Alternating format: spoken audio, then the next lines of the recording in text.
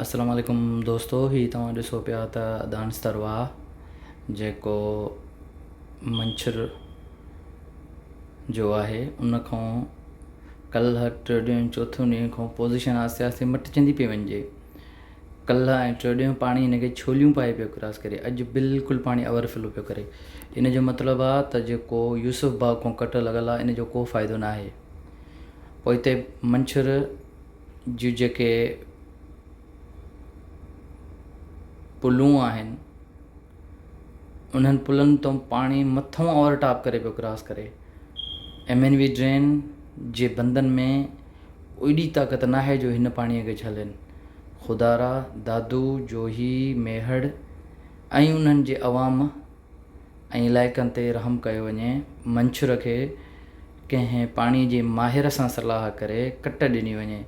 हीअ अताई डॉक्टरनि वांगुरु मंछर खे कट न ॾिनी वञे जीअं हिकिड़ो नओं हजम सेखड़ाट हूंदो आहे, पोइ ॾाड़ीअ खे 20 टुका ऐं मथे खे 30 टुका ॾींदो आहे, पोइ लाहींदो आहे वार ऐं मथो। हीअ ईअं न थिए जो सभु कुझु ॿोड़ाए ऐं पोइ पाण पंहिंजो रस्तो वठी वञे।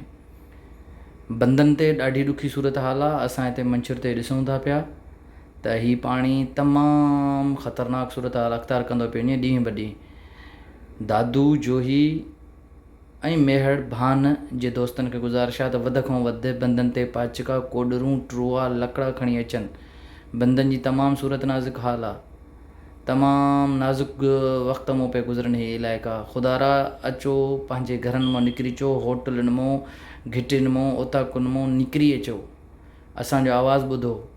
जेकॾहिं हीउ बंदि टुटो त अलाह ख़ैर करे, हिन खे रोकण वारो केरु कोन्हे। हीउ सिर्फ़ु हिकु मंछर जो पाणी न अथव, हीउ ॾिसो मंछर त ओवरटॉप पई करे। MNV ड्रेन भरी पई आहे, मेहड़ भरी पई आहे, कैनशाह भरी पई आहे। हीअ इलाइक़ा एॾा त पाणीअ में खंडरात बणिजी वेंदा जो तव्हां तसवुरु नथा करे सघो, ऐं लखनि जी तइदाद में माण्हू मुतासिर थींदा। 1-2 हज़ार टिनि जे में न, पर लखनि जी तइदाद में माण्हू मुतासिर थींदा।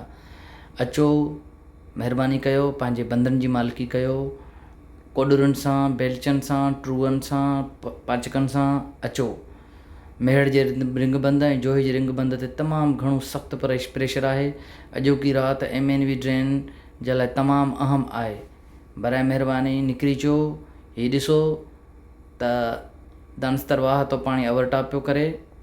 हीउ जेको पाणी आहे हीउ मंछर जो पाणी जेको वञे पियो मंछर ॾांहुं, हीउ MNV ड्रेन जी दहशत ऐं वहशत ॾिसो त छा पाणी आहे।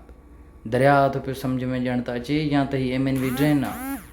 हीअ MNV ड्रेन जी मथीं फुलजीअ खां जेका मोरी आहे उन खे ओवरटॉप पियो करे। ख़ुदारा घरनि खां निकिरी अचो, ख़ुदारा घरनि खां निकिरी अचो ऐं पंहिंजे घरनि खे छॾियो, निकिरी अचो।